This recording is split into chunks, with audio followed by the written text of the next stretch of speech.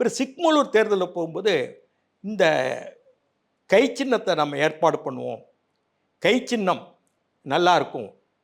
கேரளாவில் கையை வச்சு கும்பிடுறாங்க, ஒரு தெய்வமாக கும்பிடுறாங்க வட கேரளத்தில் அன்னு சொன்னது வந்து சிதம்பரத்தினுடைய மாமியார் சவுந்தரா கைலாசம். நான் கூட அந்த கூட்டத்தில் கலந்து ராஜசிங்காமங்கலத்தை பேசும்போது இவர் மொழிபெயர்க்கிறார். எப்போ எமர்ஜென்சியில் 76 அப்போ தான் சிதம்பரம் இந்திரா காந்திக்கு அறிமுகம். அதுக்கு பிறகு அந்த அவங்க மாமியார் கவிஞர் இருக்கேன், சிதம்பரத்தினுடைய மாமனார் வந்து கைலாசம் சுப்ரீம் கோர்ட் ஜட்ஜாக இருந்தார். சி சுப்பிரமணியம் குடும்பத்துக்கு வேண்டப்பட்டவங்க. அவங்க வந்து எதிர்ந்தாலும் எந்த காரியம் இருந்தாலும் சரியாக நடக்குங்கிறதுக்கு கேரளாவில் கையை பதிச்ச ஒரு விக்கிரகம் மாதிரி இருக்குது. அதை நம்ம கும்பிட்டா சரியாக போகும், அதே சின்னமாக வச்சுக்கலாமேன்னு யோசனை சொல்கிறாங்க. யார்? சவுந்தரா கைலாசம்.